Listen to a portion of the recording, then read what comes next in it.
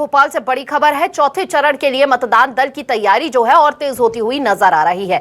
मतदान दलों को दी जा रही है चुनावी सामग्री, साथ ही दल चुनाव सामग्री को लेकर मतदान केंद्र के लिए रवाना हो रहे हैं। चौथे चरण में करीब 18,000 मतदान केंद्र है। चौथे चरण में 74 उम्मीदवारों के भाग्य का फैसला होगा। 1,63,17,654 मतदाता मतदान करेंगे। अब आपको विस्तार से बता देते हैं कौन कौन सी जगहों पर, कौन कौन सी सीटों पर मतदान होना है कल। देवास, उज्जैन, मंदसौर, रतलाम, धार, इंदौर में चुनाव होंगे। खरगोन और खंडवा लोकसभा सीट पर चुनाव होगा। तो ये वो 8 सीटें होंगी। एक बार फिर से आप देख लीजिए, देवास, उज्जैन, मंदसौर, रतलाम, धार, इंदौर में चुनाव होने हैं। इसके अलावा खरगोन और खंडवा लोकसभा सीट पर भी चुनाव होने हैं। आज सामग्री का वितरण किया जा रहा है और सामग्री का वितरण करने के लिए खासा इंतजाम भी केंद्रों पर बनाए गए हैं, चाहे वो स्वास्थ्य से जुड़े हों या तमाम वो सुविधाएं हों, व्यवस्थाएं हों, जिनको पुख्ता किया गया है चुनाव आयोग द्वारा।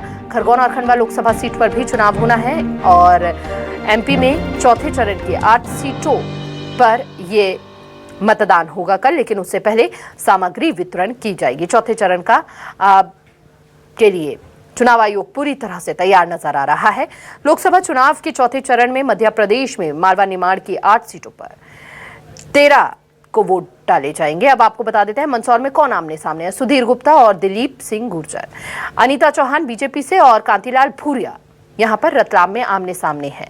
महेंद्र सिंह सोलंकी देवास में बीजेपी से और राजेंद्र कांग्रेस से सामने हैं। वहीं सावित्री ठाकुर और राधेश्याम कुवेल, अनिल फिरोजिया बीजेपी से, जबकि कांग्रेस से महेश परमार उज्जैन में आमने सामने। इंदौर में शंकर लालवानी और निर्दलीय यहां पर आमने सामने हैं। खंडवा की अगर बात की जाए, ज्ञानेश्वर पाटिल और नरेंद्र पटेल के बीच यहां पर कड़ा मुकाबला है। गजेंद्र सिंह पटेल और पुरलाल खरते यहां पर मैदान में आमने सामने हैं। तो यहां पर तमाम समीकरणों को साधते हुए ये तस्वीरें जो है वो इस बार अलग बनती हुई नजर आ रही है।